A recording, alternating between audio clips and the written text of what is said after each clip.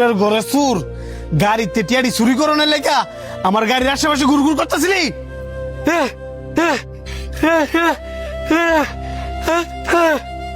ওমা সুরে দিয়ে আবার মায়ের খাওয়াতে বাসনের লেখা বুবার অভিনয় করে।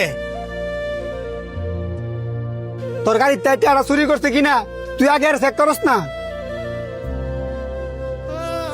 ঠিক কইছস।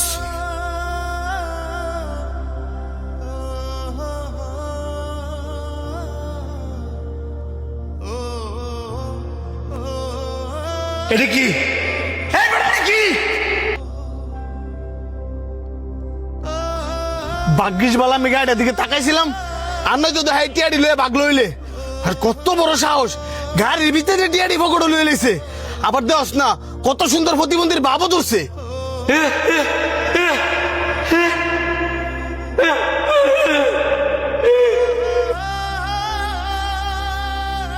দেখছস দেখছস এই সুরের অভিনয়ের মধ্যে ধরা পড়ছে। হ্যাঁ একবার কিন্তু নিছি আর একবার কিন্তু নিছি না। ক ক করতেছিস টিয়াগুলা কেন চুরি করছস? ক আর কত বড় সাহস!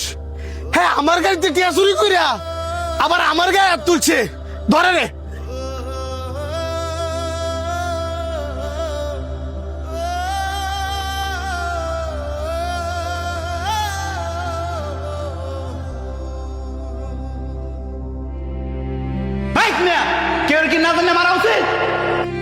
না জানি না মারছি মানে সুরের হয়ে সাফাই গাইতে নেছেন। এই মেয়ে আপনি না জানেন না যে কি করছে? আমি সবই জানি। হাই কোনো টেয়া চুরি করছে না, উল্টা হ্যাঁ আমি টেরা সেভ করছে।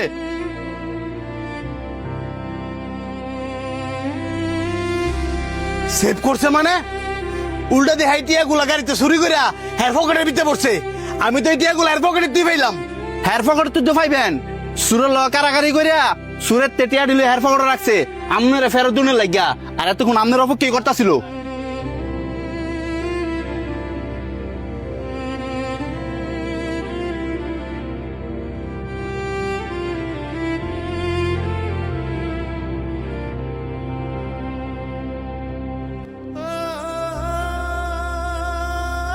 তুমি কি সত্যি বোবা?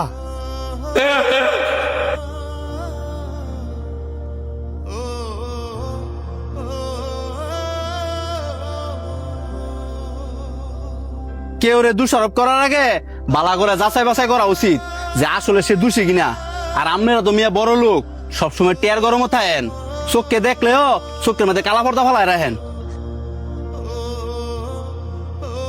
মাঝে মধ্যে নিজের চোখের দাঁড়াও ভুল হয়। এই যে লোকটা না জানি না মারছেন, আপনার টিয়া তো আপনি ঠিকই ফেরত পাইছেন, কিন্তু মারছেন যে এই মাইটটা আপনি ফেরত নিতে পারবেন? এই যে লোকটা একজন বাক প্রতিবন্ধী, আপনারা দুজন যে ওনারা মারছেন, এই লোকে যদি আপনাদের মাফ না করে, আপনারা জানেন স্বয়ং আল্লাহ আপনাদের মাফ করতো না?